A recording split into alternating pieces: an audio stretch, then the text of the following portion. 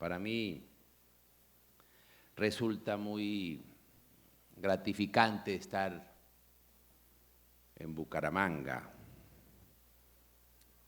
y visitar este escenario tan hermoso. Yo les confieso que es la primera vez que lo visito, mi primera visita a Neomundo, con unas magníficas instalaciones. Habría muchos temas por tratar, doctora Carmen Lucía. Desde luego que voy a hablar del tema del nuevo código disciplinario, pero me voy a dar algunas licencias y le pido de antemano excusas.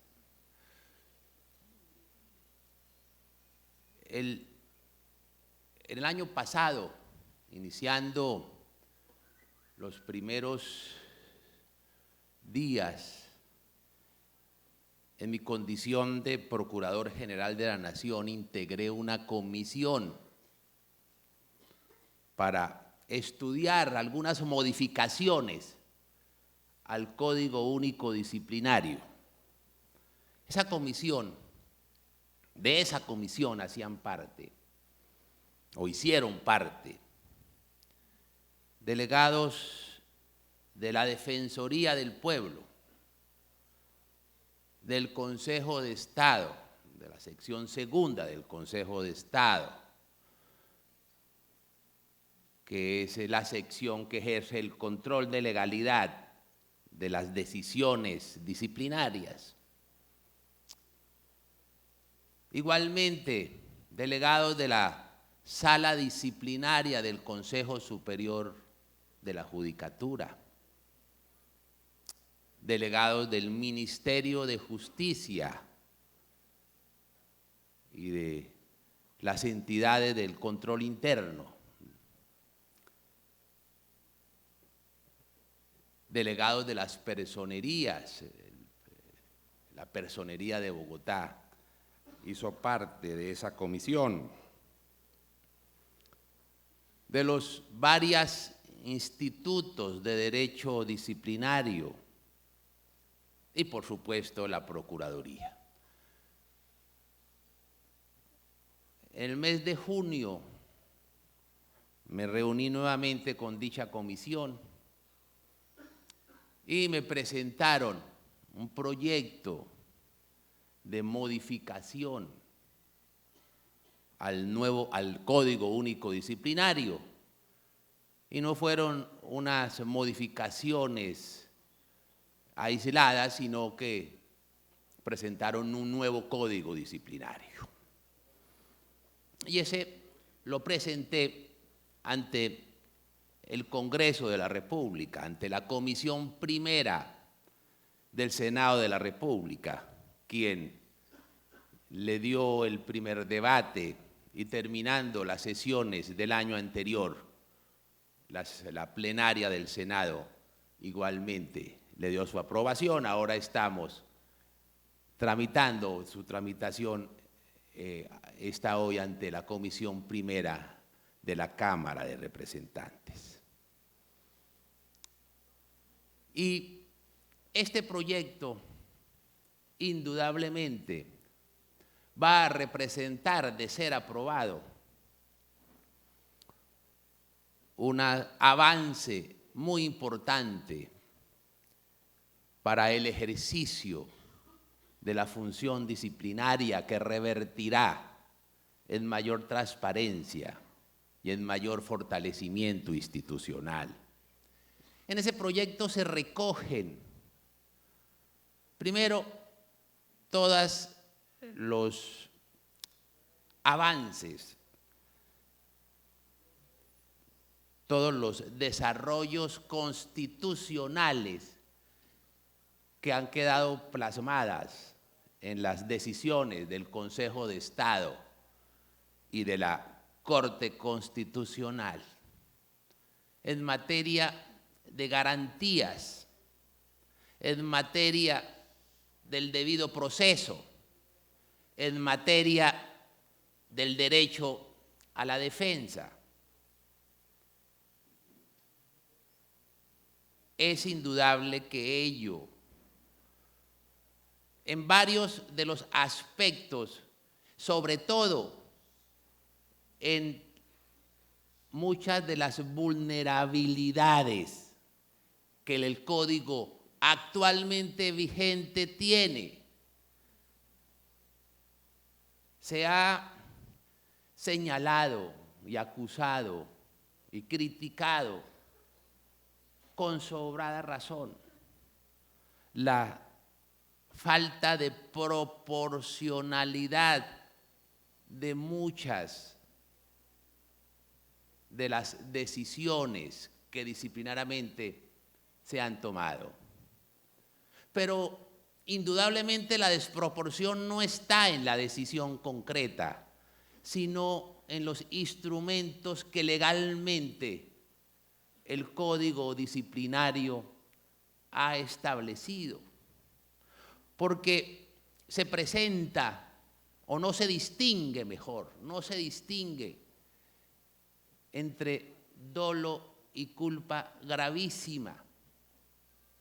Si la conducta en que incurrió el funcionario público es dolosa, no existe ninguna distinción en el tratamiento si se cometió, si se incurrió en la violación del deber funcional con culpa gravísima. Y ello indudablemente aparece como una crítica fundada que se le había venido haciendo al Código Único Disciplinario, porque bastaba simplemente con que se demostrara en el proceso la incursión en la falta gravísima a título de dolo o culpa gravísima para que se impusiera una sanción que oscilara entre los 10 y los 20 años. El taxímetro se iniciaba precisamente a partir de los 10 años hacia arriba. Lo que hace este código es plasmar el principio de proporcionalidad, hacer la distinción entre una conducta y otra conducta. Si fue a título de dolo, se mantienen las prescripciones actuales, pero si no hay dolo, sino la culpa gravísima, la sanción se reducirá o se colocan otros límites entre 3 y 7 años, creo. Hay una observación o una determinación objetiva en el cual la proporcionalidad es el principio que anima sustancialmente a esta reforma en dicha materia. Igualmente, otro aspecto que trata la reforma, que es sustancial, es la definición de dolo y culpa disciplinaria, porque no existía o no existe en el actual código una definición de dolo o de culpa disciplinaria. Se tenía que remitir a otras disciplinas del derecho cuando es bien distinto el derecho sancionatorio disciplinario al derecho sancionatorio de carácter penal. Igualmente, estas previsiones normativas que hoy aparecen en el proyecto son el reflejo de las decisiones que tanto en materia contenciosa administrativa como en materia constitucional. Igualmente, se establece la doble instancia para los aforados, porque ese era un caballo de batalla que tenía fundadas razones en la medida que era una débil expresión de las garantías constitucionales. Y es indudable que ello podría afectar el derecho a la defensa. Se establece allí la doble instancia para los aforados.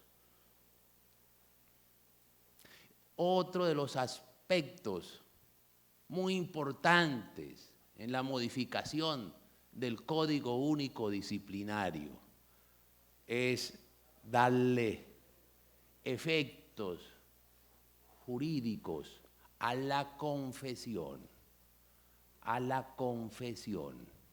porque en la hora presente, en el actual Código Disciplinario, que el funcionario público que confiesa la comisión de alguna falta, ello no tendría consecuencias en materia del tratamiento sancionatorio correspondiente. Allí entonces se establecen unas normas que, vuelvo y repito, recogen toda la experiencia y todos los desarrollos que jurisprudencialmente en los últimos años se han realizado. Otro aspecto importante en el proyecto de ley que se está presentando es precisamente en materia probatoria. No existe un régimen probatorio propiamente disciplinario, sino que por remisión se debía acudir o se debe acudir a una norma penal que inclusive está derogada, que es la Ley 600. Pues aquí se establece un régimen probatorio, disciplinario.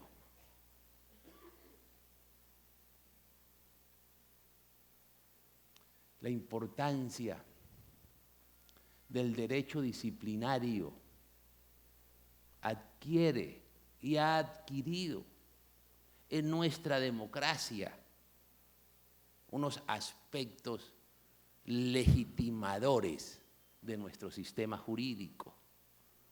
La existencia de controles es precisamente una garantía de la vigencia del Estado de Derecho. Las autoridades que no tienen control, que carecen de control, son autoridades que desbordan sus competencias y pretenden que su voluntad tenga efectos jurídicos sin importarle los límites que el ordenamiento jurídico les impone. De allí la importancia de que los instrumentos disciplinarios cumplan con su función, cumplan con sus competencias. Una de las discusiones que se generó en la Comisión Primera del Senado de la República, muy importante, pero que permitió precisamente hacer una pedagogía sobre el valor de lo disciplinario como instrumento legitimador de nuestro ordenamiento jurídico. Fue precisamente la pretensión de algunos sectores, con el pretexto de la vigencia del Pacto de San José, el pretexto consistente en que a los funcionarios de elección popular la Procuraduría no podría imponer sanciones inhabilitantes. Ese tema que en nuestro ordenamiento jurídico ya está definido, y está definido por nuestra máxima autoridad constitucional. La Corte Constitucional en varias sentencias ha ejercido el control no solamente de constitucional, sino el control convencional de los artículos constitucionales del 277, numeral sexto, que le otorga a la Procuraduría la competencia para ejercer el control disciplinario de todos los funcionarios públicos. Incluso el constituyente fue bastante más escrupuloso porque dice textualmente, incluidos los de elección popular. Y ahora se pretende, por algunos sectores, que con fundamento en las normas internacionales, esa competencia sería atentatorio del acceso de los funcionarios públicos al ejercicio de la función pública.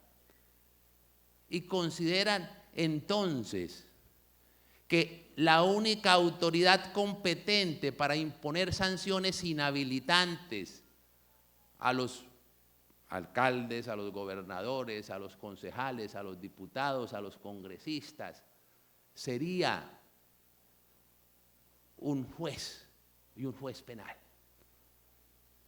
Pero resulta que ese argumento, como les referí, ha sido analizado en más de 5 decisiones de la Corte Constitucional. ¿Y qué se ha dicho?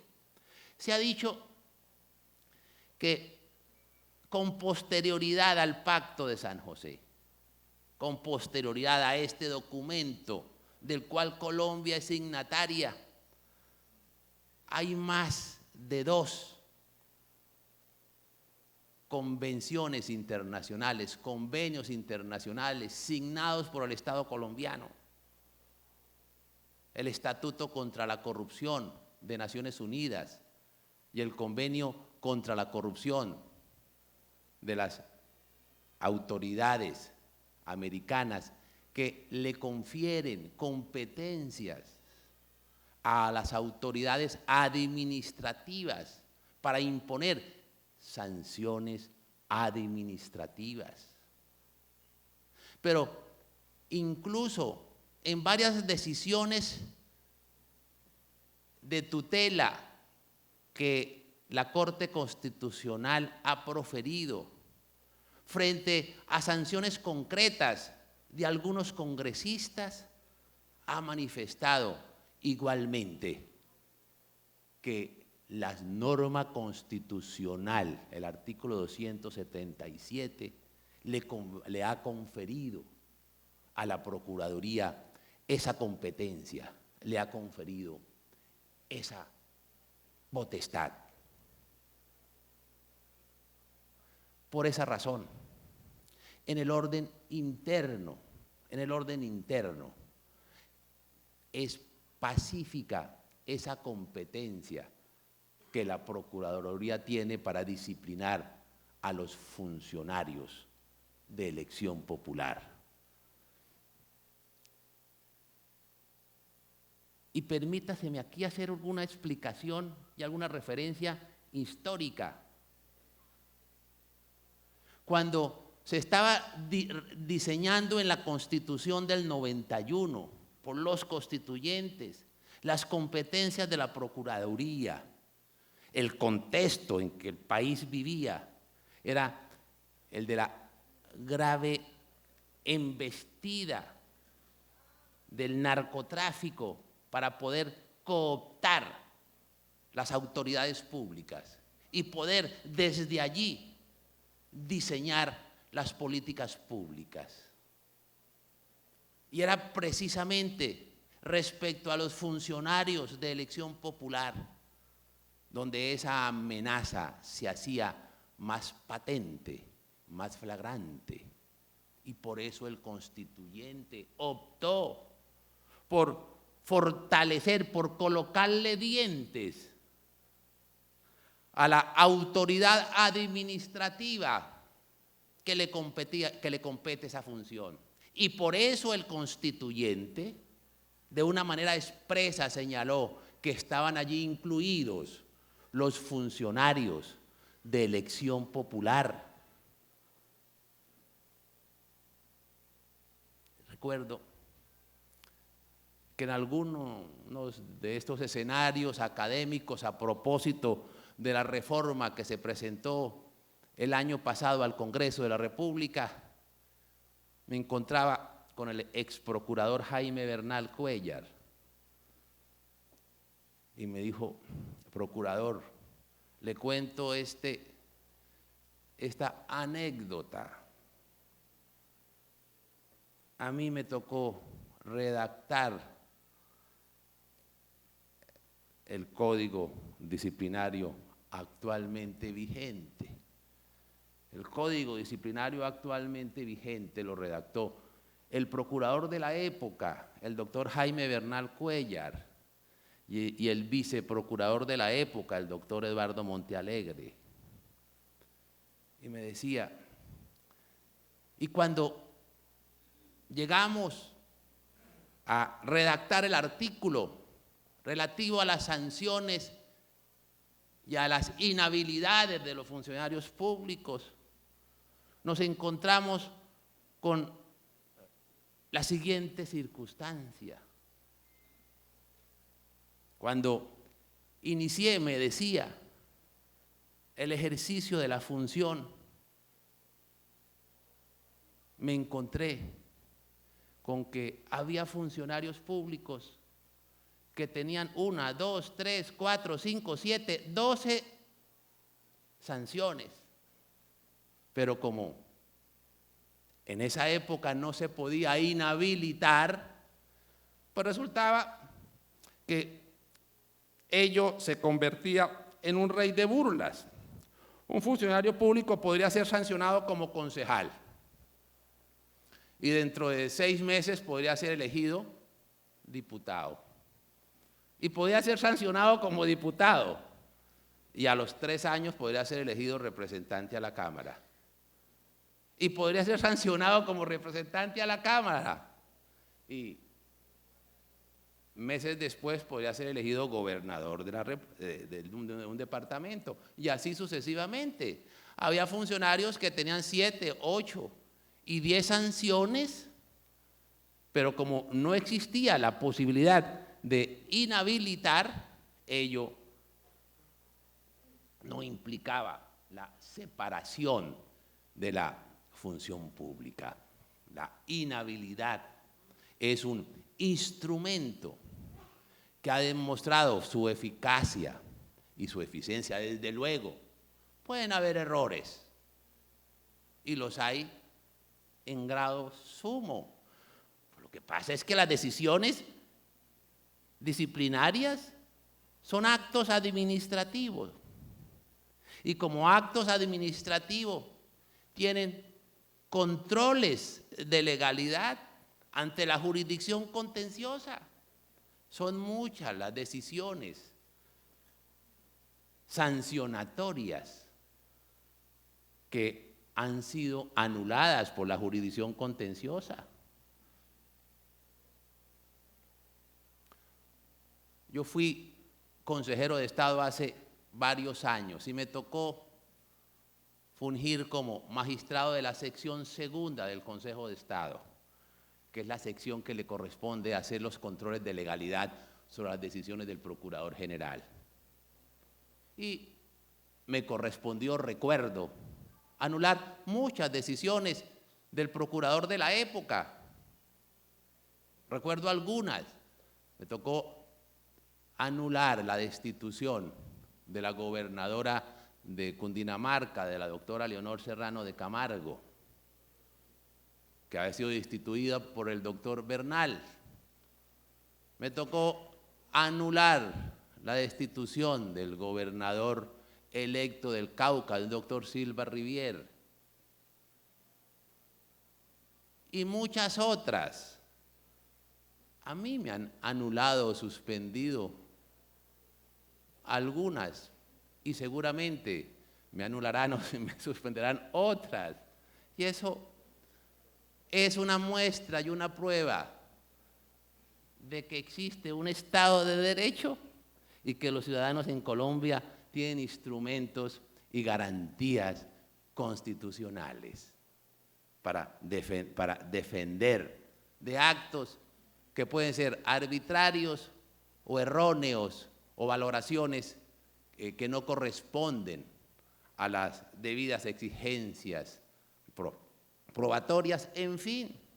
Pero es indudable que el instrumento sancionatorio e inhabilitante frente a los funcionarios de elección popular es un instrumento que ha sido benéfico y que ha sido un instrumento eficaz para el combate contra la corrupción.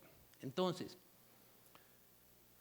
es un proyecto de ley el que modifica el Código Único Disciplinario, muy importante, representa un avance sustancial en orden a fortalecer el control disciplinario, a hacerlo más, a hacerlo ese control con mayor temperancia y con mayor reconocimiento de los valores y de los principios constitucionales. Creo que y ha sido desde luego enriquecido en los sucesivos debates que se han realizado en el Congreso de la República. Yo espero y aspiro poder, dentro de del periodo que me resta, lograr darle una implementación adecuada y apropiada. Hay un aspecto que se me quedaba entre el tintero que es muy importante y es la unificación del procedimiento. Será un procedimiento oral hasta el pliego de cargos. Es un procedimiento escrito y a partir del pliego de cargos será el procedimiento verbal para darle mayor eficiencia, mayor prontitud. El funcionario público que está siendo investigado requiere que le definan rápido, pronto, cumplidamente. El ciudadano que ha colocado la queja requiere saber qué pasó con ella. Eso le otorga transparencia, le otorga, dijéramos, que no solamente prontitud, sino credibilidad. Porque si de algo se requiere hoy, es de la credibilidad, la devolución de la credibilidad a nuestra institucionalidad. Nosotros tal vez estamos recorriendo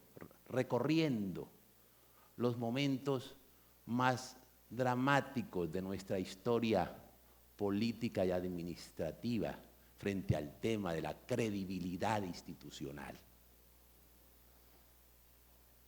Cada 2 o 3 meses ustedes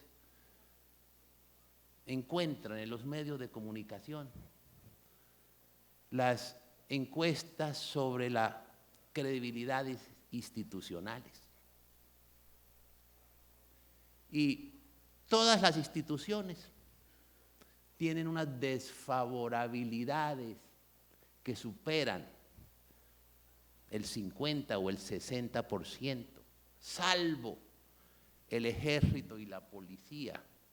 Dentro de las instituciones públicas, salvo ellas, las restantes instituciones tienen serios problemas de credibilidad. Por varias razones. Pero de las que más golpean la confianza ciudadana en sus instituciones, es precisamente el tema de la corrupción.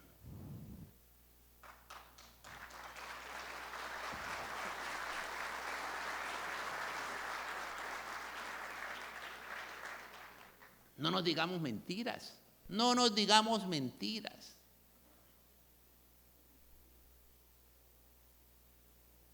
Hay una mancha negra que cada vez se extiende más, y que genera en el ciudadano desazón, desconfianza,